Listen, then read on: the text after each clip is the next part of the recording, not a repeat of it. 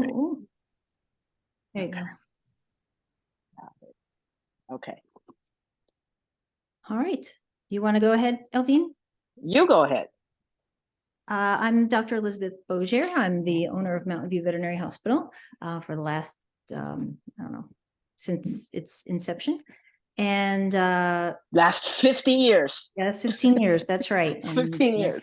The new building's on the way and we're getting there. But for now, things are looking okay. We deal with mostly dogs, cats, small pocket pets occasionally, but not too terribly often. And I think this is a great topic. Any pot belly pigs? I do not have one, but Lisa does. So yeah, she's all over our site with that. So yeah. But what about you, Elvine? Okay, my name is Elvine Weng. I am a certified dog behavior consultant. I am certified by the IAABC, primarily dealing with behavior, some training, mostly behavior. I deal with a lot of fearful, timid dogs, dogs that need help with safe socialization. Positive reinforcement, that kind of stuff. And I have been doing this I'm paid probably 20 plus years and then paid since 2011. So today we're going to talk about reactivity in dogs. And I want to first ask Dr. Boggier, how do your clients bring up reactivity in dogs to you, with you? Well, they sometimes don't even have to bring it up just right away because they'll be having an issue out in the waiting room or in the car, and you can see that both owner and pet are visibly shaken and on high alert. And that's typically when the technicians or assistants will be talking to them about, pre-visit pharmacology and working with them in trying to get them acclimated coming into the office. We also do try to encourage people who have reactive pets to either call us from the car or text us or let us know, and we'd be happy to clear out the waiting room. But of course, our goal today is to work with within what we can do to help reduce that amount of reactivity. Now, I want to also point out that even like, for example, me, when I take my guys to the vet, is a van full of them because I had 3, now I have 4. So what we do is I park and I call in and I say, hey, we're here. And then when we go in, usually somebody will come out and help carry the Chihuahua because I have to deal with the big ones, and then somebody will come out, usually Lauren, and be like, hey, let me help you with something, and then she will take the Chihuahua. But it is okay to want to wait in the parking lot and then call in and then be able to walk in without a lot of commotion. That we're trying to keep the visit as low stress as possible. So any good dog, even the nicest dog, can be stressed out and appear to be reactive in that kind of a certainly. I know too that sometimes we'll have clients who have we'll have a pet out there who's not having a good day, and we'll set all the other animals off in the waiting room. And look, that's okay. I mean, especially in this post-COVID world, we know that there are a lot of dogs who are still working on owners, for that matter, reactivity and getting them introduced to new places. But so that that's why we're here, to see what we can do about reducing that. Yeah. So we want to talk about reactivity in dogs, and it is the over-arousal of dogs by ordinary or common stimuli or normal situations, like mailman going down the road, or some guy in a hat and sunglasses going down the road, or somebody with a dog or without a dog going down the road. So anything that is that's seemingly normal in ordinary can cause is causing your dog to react. And sometimes the dogs can become hysterical and difficult to control. So we often see dogs at the end of the leash barking, lunging, pulling toward the stimuli or the trigger. Reactivity is difficult. It especially for people who have their dog since puppyhood, because they're like, suddenly the dog is hitting 1 year old, 1.5 year old, getting close to social maturity, and the dog is starting to become reactive to stimuli, and you're like, and people are like, well, what went wrong? He was so friendly when he was 6 months old. And I'm like, it's a growth thing. Sometimes they just happen to, when they hit that age, they just happen to not enjoy the company of other dogs, or not enjoy seeing other dogs. Or it could be just lack of socializing. There are just many factors into why they become reactive at some point. Doesn't always mean that you did something wrong. A lot of it has to do with genetics.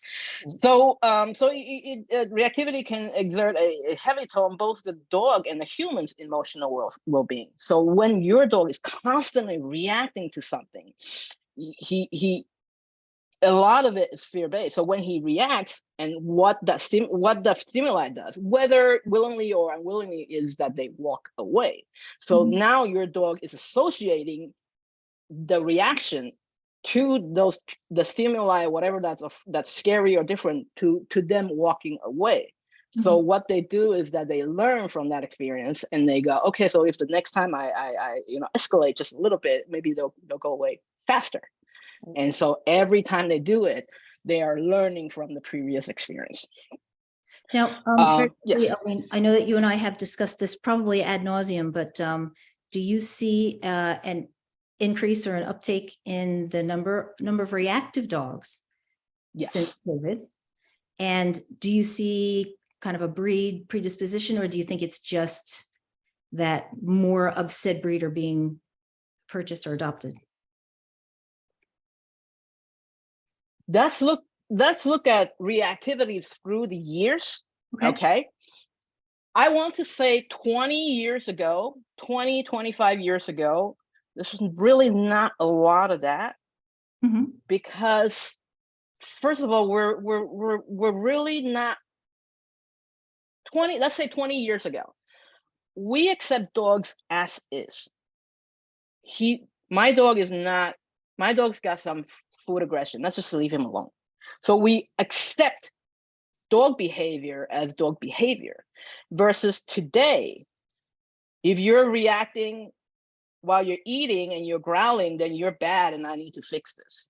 Okay, so there's less tolerance for very seemingly normal dog behavior. Dogs seeing things that they don't like and reacting to it, that to the dog is normal. To a lot of dogs is normal, regardless of the reason why they're reacting. So in the past, people go, oh, well, he maybe doesn't like other dogs, so then that's the end of it. But now, we expect dogs to be social animals, which they have not evolved that far. They're still not going to be super social with things, people and whatever that they have no experience with. Okay, so yes, because of that, it looks and feels like there's an uptick in reactivity. Gotcha. But not necessary. So I think there's more of a different view on reactivity. When I was a kid, my parents would be like, don't touch that dog, don't stand near that dog when he's eating. You're gonna get bit.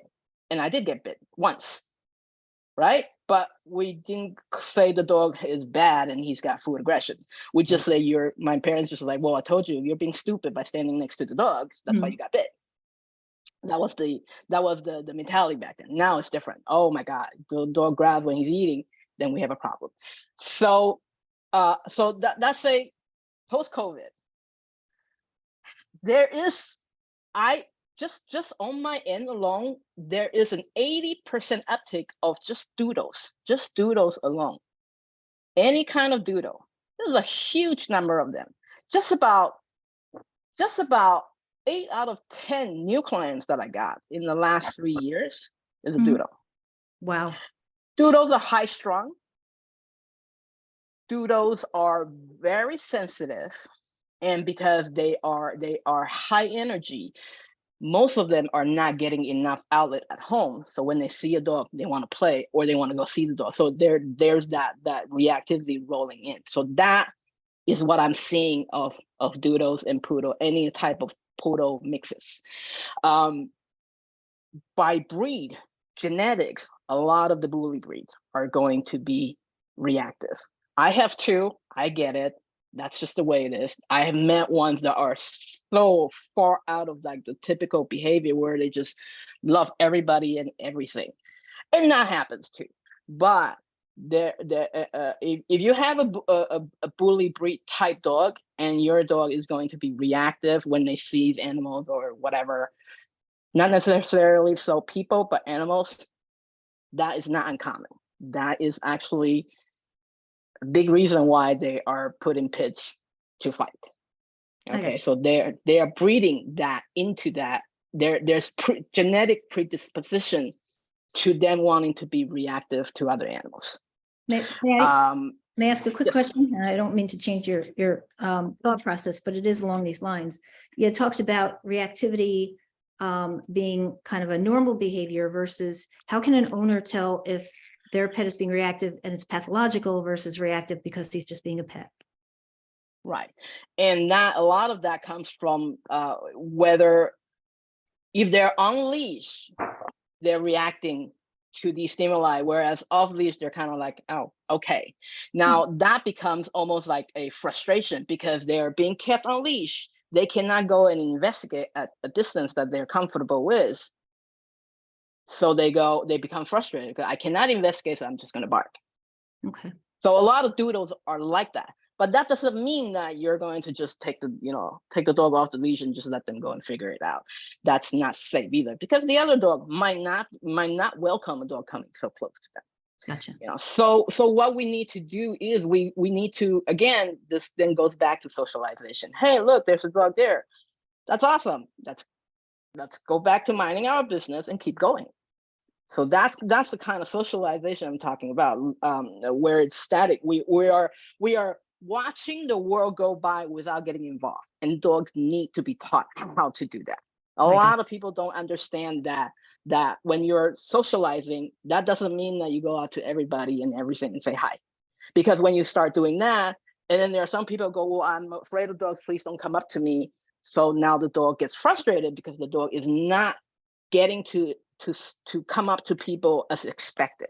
So there's frustration. Gotcha. Okay. So it could be being under socialized. It could be being improperly socialized. So there are a lot of reasons to reactivate. There's really very few dogs who are like, oh, I see people walking and I don't care. There are very, very few dogs like that. My Chihuahua, Pee-wee, for example, he is just like not a normal dog. He sees people, he's like, I don't care. And then he goes. And if I say, hey, come say hi, he will come and say and pretend that he cares about you. And then once I said, let's go, and he's like, okay, bye. And then he's gone. So there are dogs like that. And then you get the golden retrievers who wants to like go up and slap everybody and just people and dogs. And guys, I would love you already. I just love you. And I've never even met you and I love you. So, and then there are dogs like that. But if you don't let your golden retriever do that, then they get frustrated and maybe they start barking because then they want to, do the high pitch. I want to go say hi. I want to go say hi. But and this is why the two different types of socialization I was talking about is important, because we cannot meet everybody, but we also have to make sure that they see people and they don't meet them. Gotcha. Okay. And for that, it's frustrating to them. Yes, it becomes. That's why you see dogs who are great off leash, but very, very frustrated when they're on leash, and we're constantly holding them back. They're meeting dogs nose to nose, which is a big no-no. Stuff like that. So reactivity, if not treated or managed, they can lead to aggression, because that frustration at some point is going to turn to just like full-blown meltdown. Can you possibly give me some examples of, or at least for the people who are listening, some examples of what would be considered a normal reactivity versus one that you go, ooh, I think I got a problem here? Okay. So that normal reactivity is the dog goes bark, bark, bark. It's almost like they're trash talking each other as you walk by, and then once the stimuli is gone, then the dog's like, and then you continue on, right? But there are dogs out there, and we're going to talk about the body language again soon. And then here comes the cat. We're going to talk about the body language soon, is that you can see that very stiff, that very cold stare. Yep. And the ears forward, and they're leaning forward, and they mean business. And that's when you really need to be careful, because there is intent to do harm in that body language. And you, it's almost like they're just ready to like rip something apart, and we have to be very careful with that. There are dogs that are going to, you know, throw themselves and do all kinds of stuff that's different than a dog that intends to do harm. The tail is going to be stiff, the neck is going to be stiff, and you can see them very, you know, stiffing everything up, very stiff, forward, eyes forward, and the bark is going to sound different. Right. That's excellent. Right? The bark is going to sound different. There's a difference between I want to me, I'm frustrated, go and versus I'm going to kill you. And we have to be very careful. Not most dogs are not that level of aggression. Right. Most aggression are fear-based. I'm afraid, I need you to go away, so I'm gonna act fierce to make you go away. Most reactivity and aggression are fear-based. There's very little intent to do harm. We just don't see it often, because we're not getting that kind of breed that you associate with that level of aggression. A lot of the protection breeds, then you see it, right? You know, the South African Borbells, those kind of dogs, the Tibetan Mastiffs. When you look at videos of those dogs, you're just like, okay, maybe that's not the dog you want to go over and be kisses with. So reactivity, if not treated, managed, they can lead to aggression. And that aggression will be like purely out of frustration. When it gets to a point that the emotional cup runs over, then they lose control. So they jump over. If at that moment, let's say your leash breaks, they get it over, and there's going to be a fight. Right. That guarantee there's going to be a fight. So we need to be very careful with reactivity. It's not something where you can just go, it's not a big deal, and then not deal with it, because it's probably going to escalate. Yeah, but build up on its own. Absolutely. It you know, even if it's not too bad, you know, check out videos online, read some stuff, see what veterinary behavior you can. I mean, Cornell has a whole thing of behavior and behavior modification. So you can, you know, even search Cornell and see what can be done, stuff like that. You do wanna kind of just take note and see if anything can be done, and start, you know, working at, if you can catch it at the lowest level, that's the easiest level to work with. Gotcha. Why do dogs become reactive? It's often rooted in fear. I'm afraid, I don't know what that is, so I'm gonna bark at it, and if it walks away, yes, I have achieved my objective.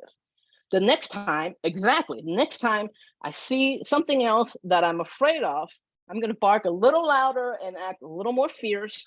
It goes away quickly. I have achieved my objective. This is also why dogs love to bark at the mail carriers, because they come and drop something off, then they leave. So dogs are like, well, I made you leave. I made you leave. See, I saved my people from the ex-murderer, and I made them leave. So the next time I'm going to be more fierce, and I'm going to bark even louder and act like I'm a maniac. Maybe they'll go away faster. And if they go away faster, I did it. So I'm going to continue this. So it's a self-rewarding behavior. So every time the dog does something, it's being rewarded with a result. So now the dog goes, I'm going to escalate, and this is what happens. But it's not like the mail carrier go, oh, I'm afraid of your Chihuahua, and I'm going to walk away faster. They come and go, whatever, you know. But the dog is, in that moment, that dog's going, I made you leave because I'm fierce. And that's rooted and fear. Okay. And also commonly caused by lack of socialization. This is, I am seeing a lot of this in the doodles that come to me. Obviously, by the time they find their way to me, we've got issues Right. that needs to be fixed. So I'm not going to say that doodles are bad. I'm going to say that I do see a lot of doodles coming to me. You got to remember, when I talk about behavior issues, that's 100% because that's all I see. Mhm. Everybody that comes to me has behavior issues. That's why I'm like, we cannot judge the population based on my experience, because my experience will 100% be negative. Right. Right? So commonly caused by lack of socialization, lack of training. A lot of people, I don't know why, think that I'm just going to get a puppy, but they've never had a dog before, but then they don't want to do training. And I'm like, go take classes, like go to a good class, go to St. Hubert, go to a good group class, go take classes, see what they're doing, see what other people are doing, learn from the professionals. Like, this is not something, we do try that, to, yeah. go ahead. We This do is, try to encourage that as much as possible, especially if that's one of the questions we ask, whether you guys have noticed or not. Have you had a pet before, or have you had a dog before? Because if the pet isn't having any kind of overwhelming behavioral issue, I'll usually recommend kind of like your basic obedience, because it gets them out, gets them socialized, gets them, I'm not the only dog in the world. Even people who've had dogs that are like 10 years old, the last time they had a puppy is 10 years ago. Please go to a basic obedience group class. You don't have to come. I do basic obedience too, but my basic obedience clients are people that either don't want to go to group classes, they don't have time for group classes, or they feel like they can lump in some, behavior modification. So they're paying a lot of money for 100% of my time in that 1 hour. Whereas when you go to a group class, you are paying for about 20 minutes of the trainer, because you probably have 6 people in class. Gotcha. Okay. So that kind of stuff. So you know, most of the time I will refer out to St. Hubert. They have a wonderful training department. I say, go take their group classes, go do all of that, because don't forget, when you're doing group classes, you're also working your puppy through distraction, which is very important. I primarily work with dogs that cannot handle distraction. There are a lot of dogs who cannot focus, and those are the people that will find me. But group classes, super important. Go take it. Go do your thing. Go learn how to communicate with your puppy. That alone will reduce reactivity by, like, I would say half, because you're learning how to communicate with your puppy.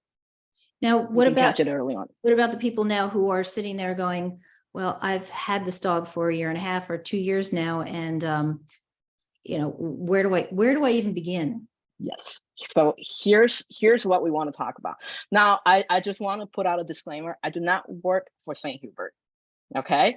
I have a friend who used to be St. Hubert's training director, so I know their programs really, really well. St. Hubert has a Feisty Fido program. So I think it's like 2 or 3, I believe it's 3 levels of Feisty Fido, and I have seen those classes before. It's not for the faint of heart, because it's indoors, so you can hear all the barking. So I would recommend going in with some kind of ear protection. But Feisty Fido, sign up early. Feisty Fido is a great way to start working on reactivity, because you're working with 5 other reactive dogs. If it's too much for them to handle, they will refer out.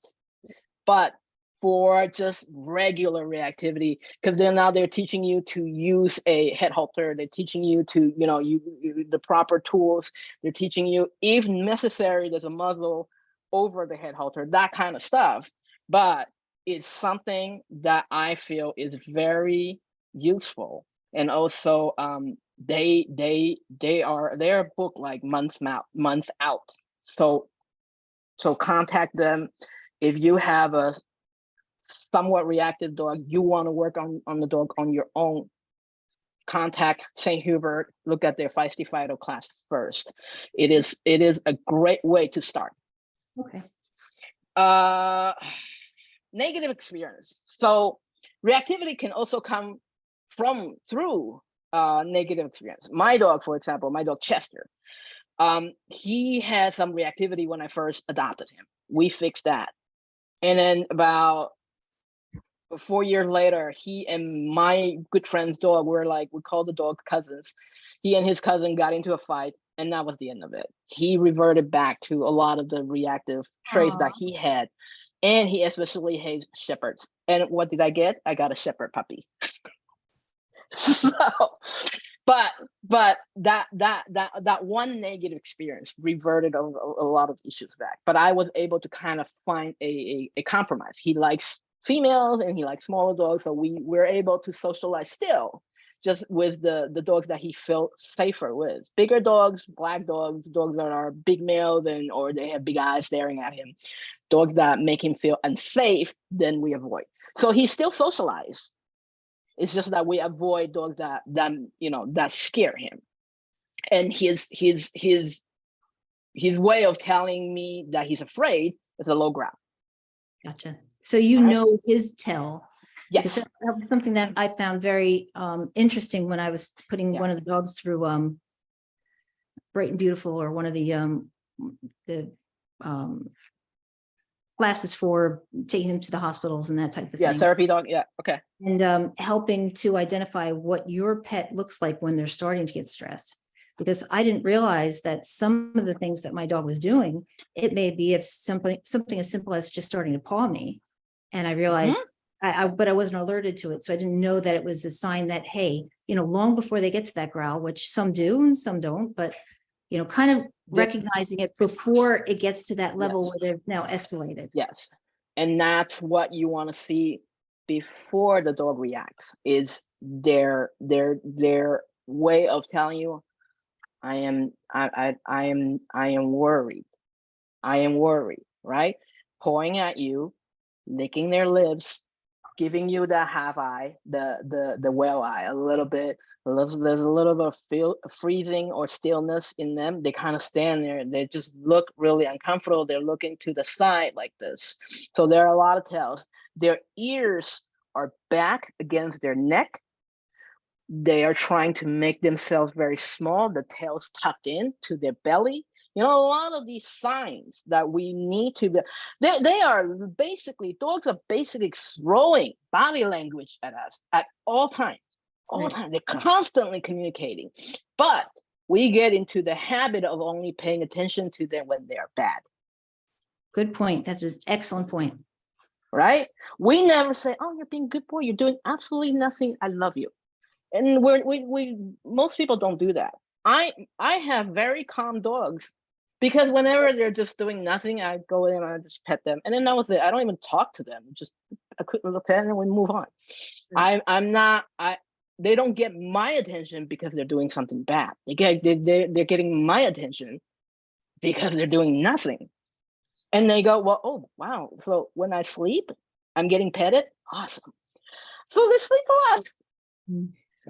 Things like that. So, watching, like being aware of your dog's body language is very important too. And we'll take a look at that toward the end, because I don't want Barb to jump back and forth with the recording. So we'll look at, I have that tail position diagram that I love so much.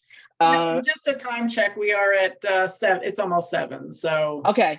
All right. So I'm going to talk really, really fast and get through this. Reactivity can also be a genetic trait. A lot of times this is carried through from their mothers, through the womb. So it can be a genetic trait. Fearfulness can be a genetic trait too. So it has to do with, whether the mother's DNA or if the mother was starved when she was pregnant, stuff like that. So there's a lot of genetic trait going on. Signs of reactivity, obviously, lunging, barking, pulling at the leash, running back and forth along a barrier, like a fence line, that kind of stuff. And you can almost call it a meltdown.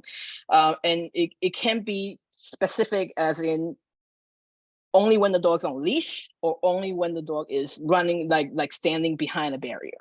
So those stem from actually frustration, when they're frustrated because they're on leash and they can't do their dog thing. They're behind a barrier and they can't do their dog thing, so they become frustrated. So those are often either called leash reactivity, leash frustration. We're avoiding using the word aggression because not all the dogs doing that are actually aggressive. Same thing with barrier reactivity, barrier frustration. Treatment management. You want to identify the threshold. If your dog sees a dog from 30 feet away, then work with the dog from 35 or 40 feet away. Start with below threshold and avoid triggering situations.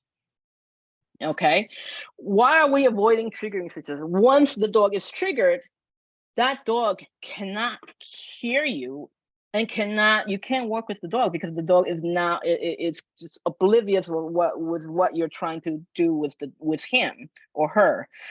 Punishment will not change your dog's emotional response. It will only curb reactivity. So yelling at the dog, striking the dog, using collars or leash pops, it will only interrupt that reactivity. It will not address the root cause of that reactivity. For example, let's just use a child. If a kid is constantly picking at the food before dinner while you're cooking, basically you can tell your kid, don't pick at the food, we'll wait till dinner, or you can give your kid a little bit of a snack before dinner so they're not so hungry. You're addressing the root cause of why the kid is picking at the food. So you're addressing the root cause of why that kid feels the need to kind of just pick food off the table, because he's hungry. So if you give him a little bit of snack, then he's not so hungry, then he won't be picking at the food off the table. So you want to address the root cause rather than just dealing with the reactivity. Be your dog's advocate. This is so important. I don't understand. I want everybody to remember your dog is dependent on you to defend him. If it's a situation that makes him nervous, you need to say, okay, he's really scared. It's okay we don't say hi today. Like, don't push him because he's just now hiding behind me. It's okay for him to act like that. He doesn't have to be a social butterfly. Sometimes he doesn't want to be, and it's okay. My new puppy Goose, he worries about people approaching him, so we don't approach. We let him. I set up situations where he can learn and socialize with people that I know are safe and will take my instructions. So every interaction he's had since I got him has been good.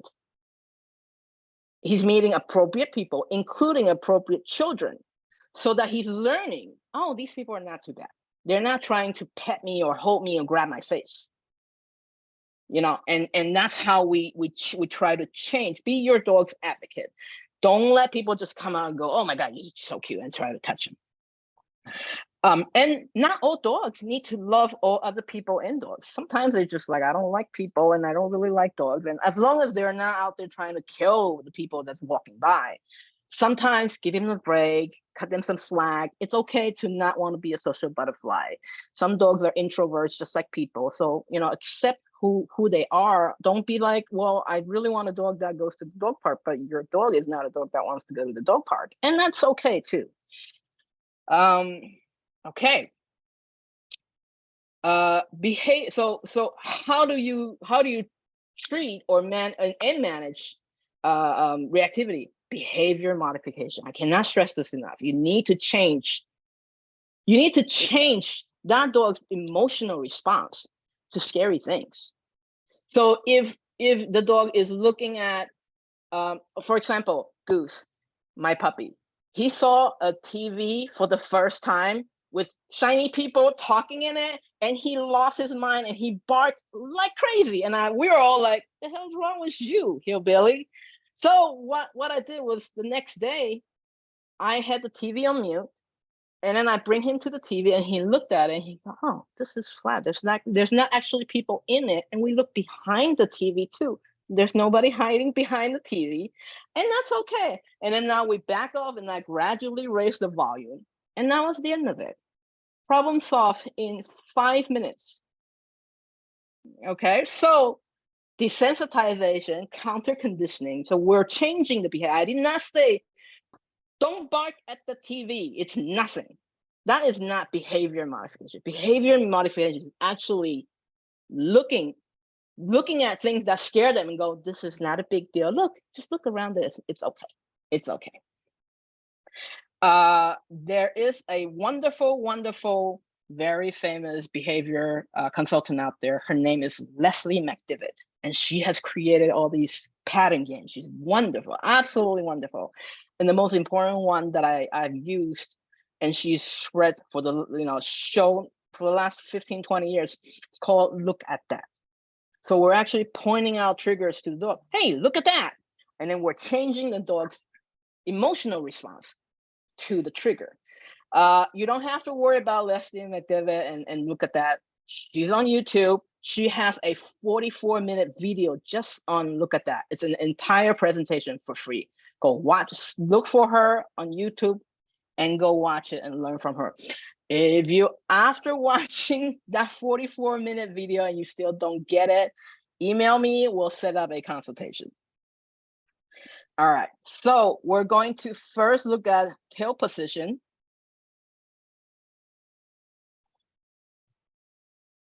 You want me to make you the host? Yes. Okay. Get down. Okay. Down. What do I do? I am now the host. Okay. All right. Tail expressions. So we're looking at all this now different tail positions above spine level and relaxed. That's a confident tail. Playful tail is at spine level, wagging quickly from side to side. Below spine level and carry relaxed, that's being calm. At spine level, slightly stiff with piloerection, that's the hackles. So the dog is now intrigued, wondering what's going on. A spine level and relaxed, so tentative without the hackle. Well above spine level, very stiff with the hackles. This is not a good tail. This is ready to fight. Okay. So when that dog's tail is up above, like stiff like a flagpole, watch out.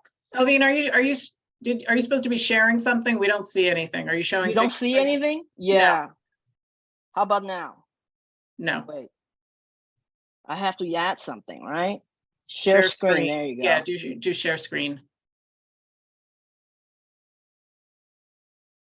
Can you see this? Yes, thank you. Okay. All right.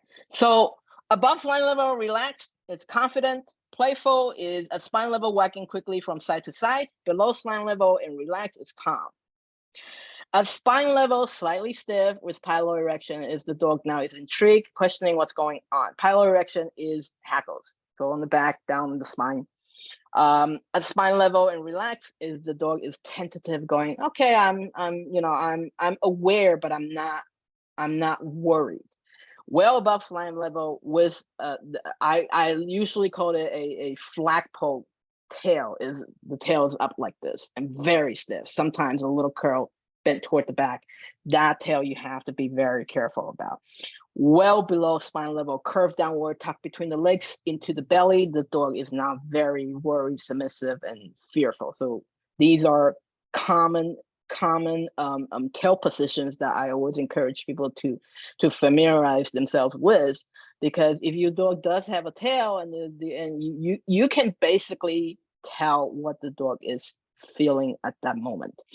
Some dogs are not, they don't have good tails. But most dogs, this diagram applies to most dogs.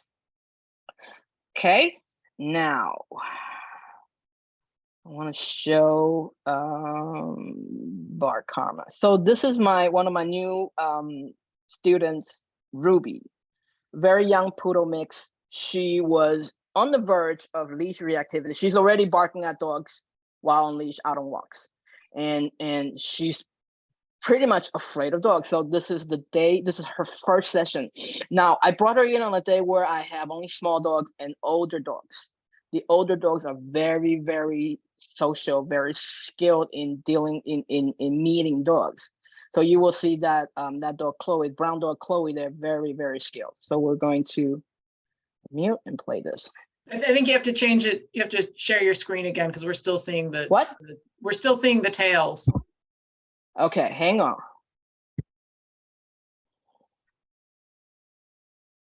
Sometimes you have to unshare it and then share a different screen. All right. Okay. That one, right? Okay. Good. I'm going to just restart this. Okay.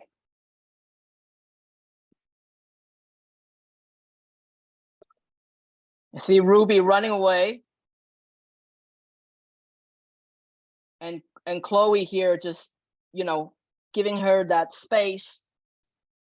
And now I'm introducing a second dog, small dog that I feel Ruby would be comfortable with because she lives with a small dog. That's Hank. I call him Hank the Tank. You see how now she's calmer. And that's about an hour later. She's interacting. She's being a little more social. She's not too scared anymore because all of her social interactions that day were strictly choreographed and managed. So she was introduced to appropriate dogs one by one to make sure that they're meeting her at her comfort level.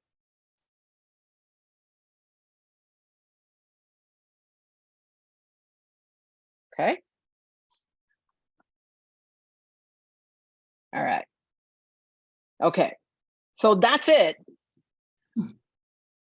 So we can take some questions now. Yes, we can take some questions. Just if people have a few questions, we have about 15 minutes. You can just put them in the chat and Elvine will answer. So Elvine, let me just ask you a quick question, if I might. If you have somebody who is now, they're coming into the office and the pet is already now like hackles up and they're stiff and they're, what's the best way for an owner to handle that at that specific moment? Is it to remove them from the area, or, you know, it's you mean like in the waiting room? Yeah, I guess approaching the waiting room, you know, going up the steps and you're like, oh boy, he's going to start barking any second here. Yeah, I think in that moment, dragging the dog in is not going to achieve anything. Right. You know, if people are wondering, if people have an inkling of what might happen to their dog at, you know, going to the hospital, I would say try that before your actual appointment. See what the response is. If we know it's not good, then that's where your pharmaceutical package comes in. Gotcha. Okay. Okay, because we just about know that the dog is not going to do well. Right. Because we talked about this at our last presentation, which is about preparing for vet visits. Mm-hmm. So we know that this is probably not going to go well. And if we are wondering, we want to know how it would be, just take a ride, just go there and pretend you're actually going in. You would know. And treats, right? And lots of treats, high value treats, not your dog's kibbles, please. And not like cereal, not kibbles, something higher value, meat, chicken, hot dog, something that makes the dog go, oh, aren't you special?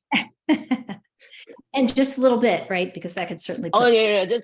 I'm talking about tiny little pea-sized pieces, not like a hunk of, you know, chicken. But lots of it. Work on this. If you ever have an inkling of this becoming a problem, just take a drive out there. You can take multiple drives out there. Just be careful, don't clog up the parking lot. But you know, work through things like this. Desensitize. So okay. Did you have an opportunity to look at some of the questions down here? Because there are a few. How would you best manage a dog barking at everyone in every car that drives past the house? I would sit outside as far as possible and start treating. You don't even have to say anything. Car goes by, treat. People walk by, treat. Treat. Sit as far out back as possible so that the dog is aware but not barking. Okay, that's great. That's great advice. So we want to desensitize. We don't want to put the dog over threshold being out there. If you're too close, the dog's barking. Obviously, that's not going to work. So sit as far back as possible.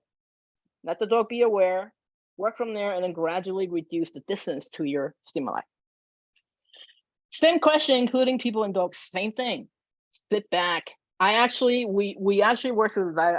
When I used to volunteer with Elvine, I have a volunteer who wants to adopt a dog, but she's very reactive. So I had her sit in her yard as far back as possible. Umbrella sitting there, lawn chair, a little table, drinks, and she put a treat.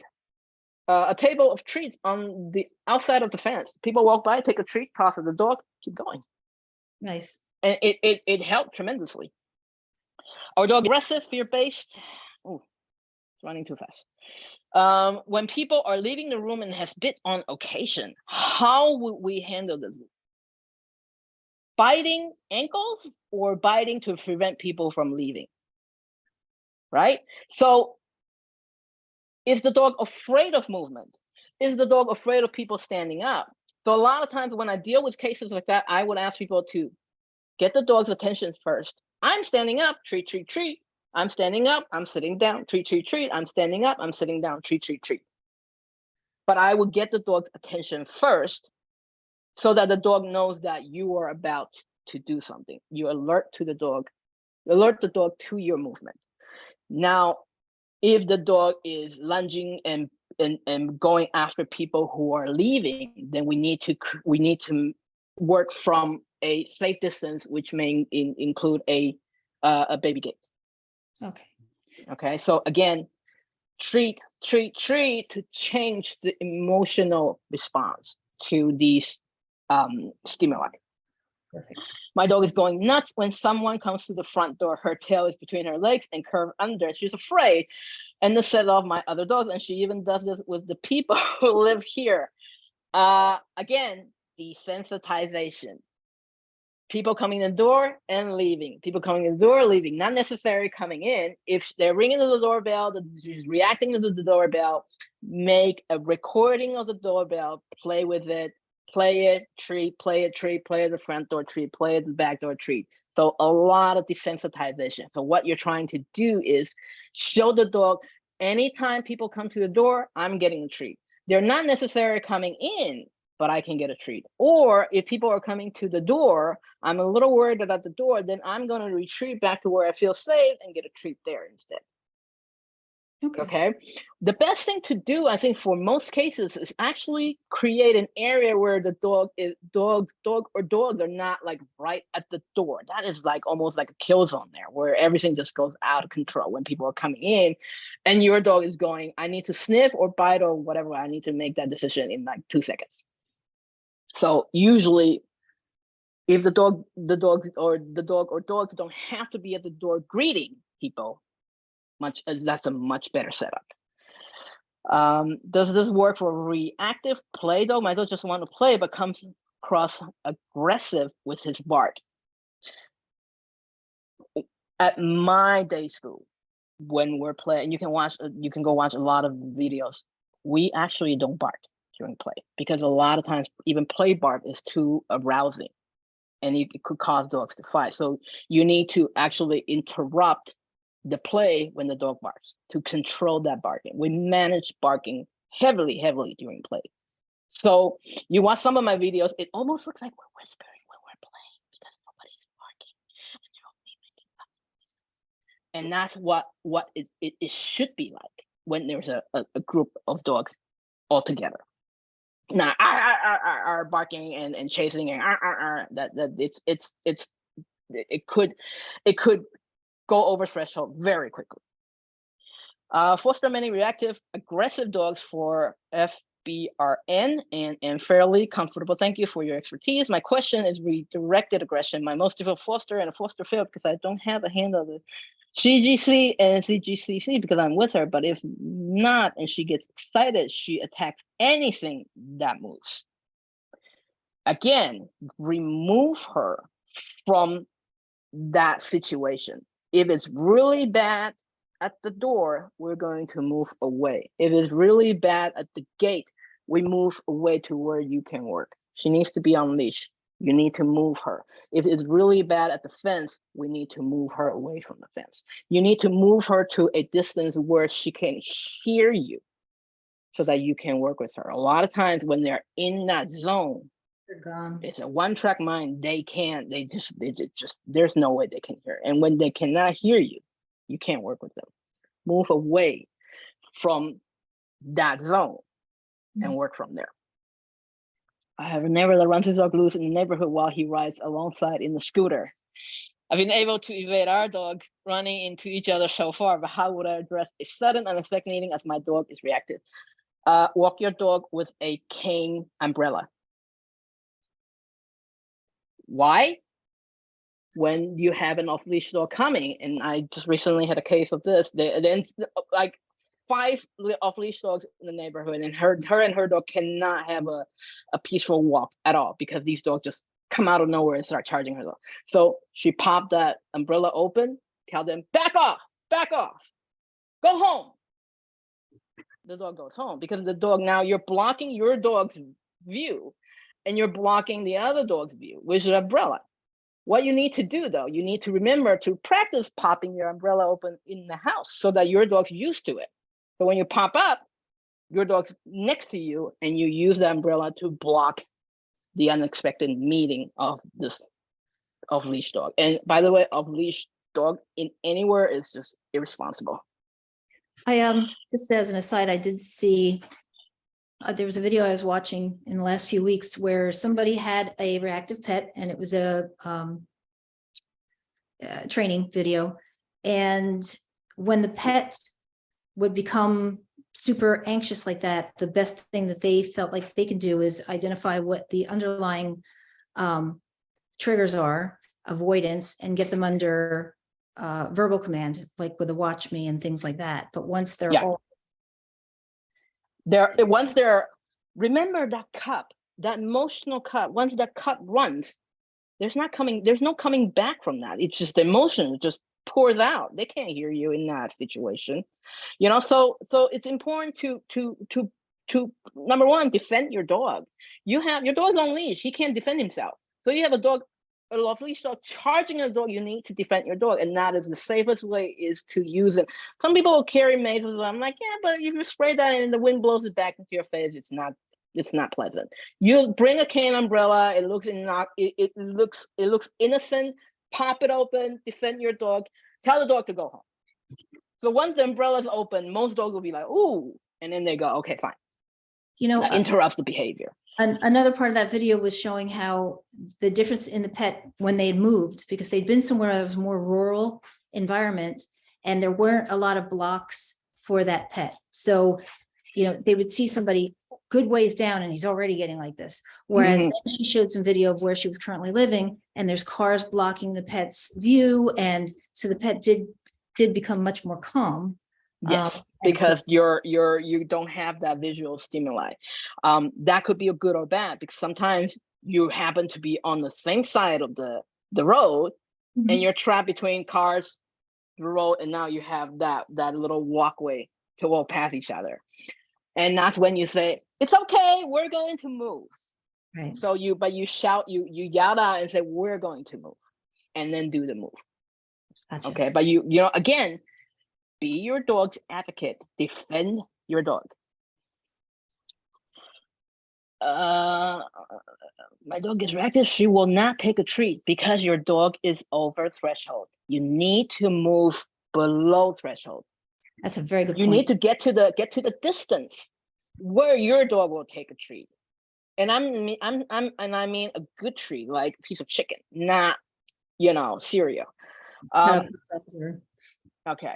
So I'm going to go grab my power cord real quick because it's just dying very quickly now.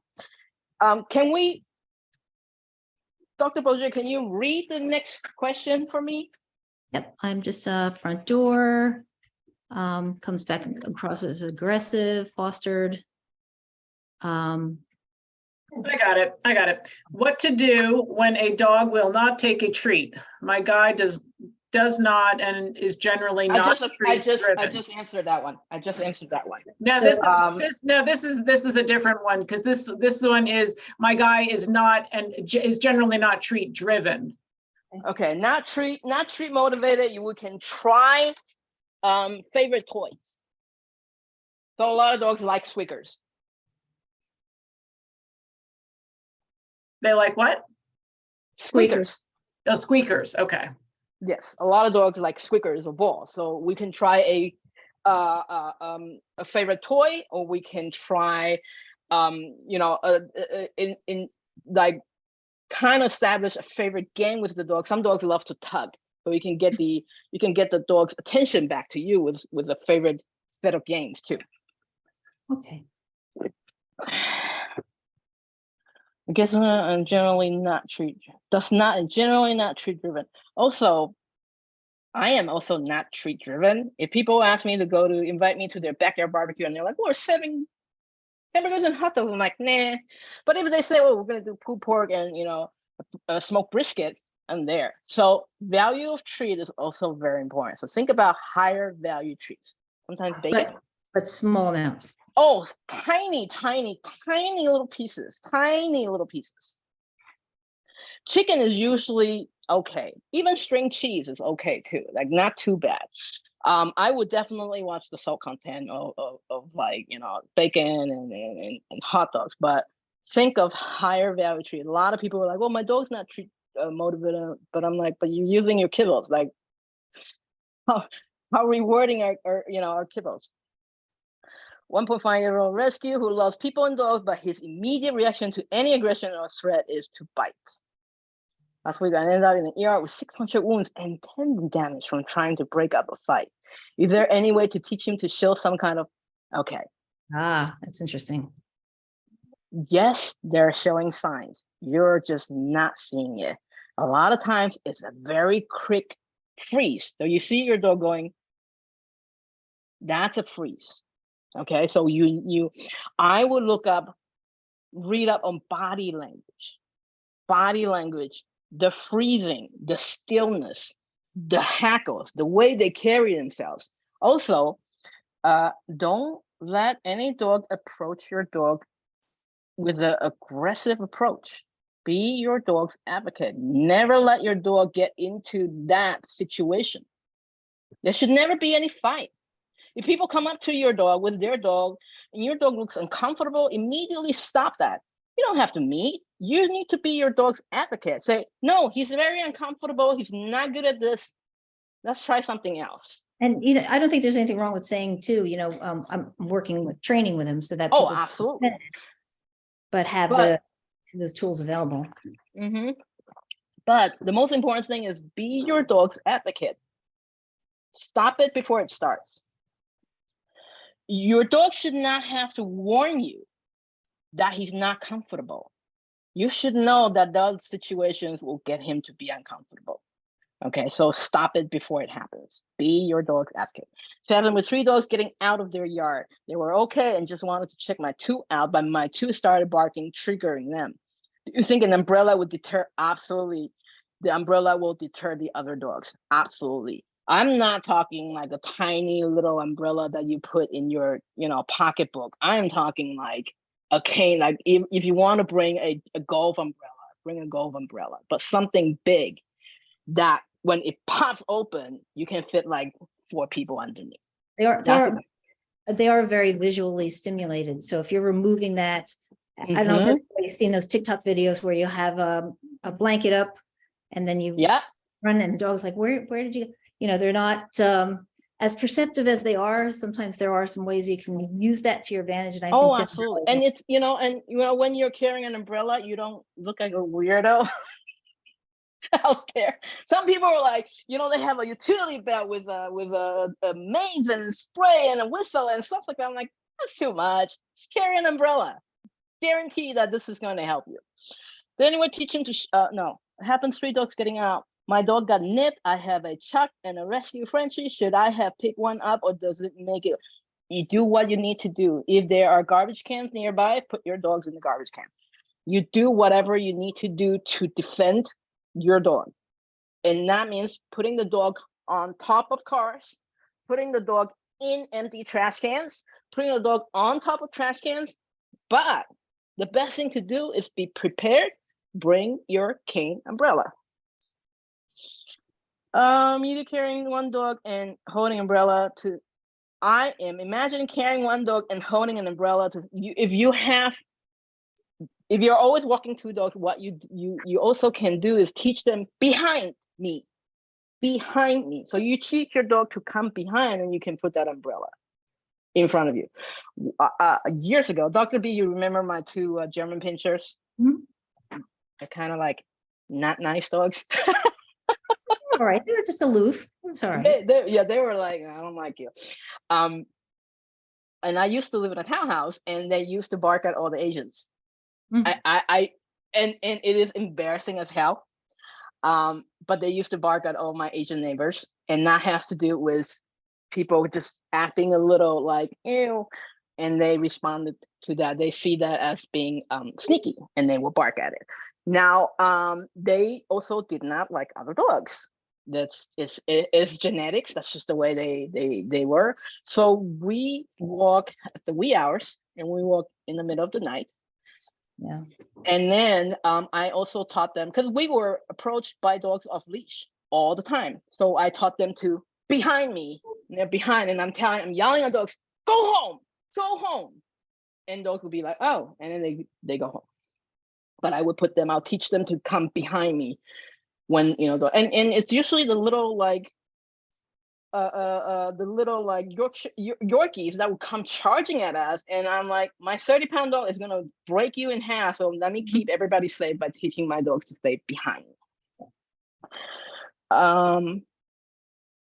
Okay, any more questions? I think we're good. Yeah, this was terrific.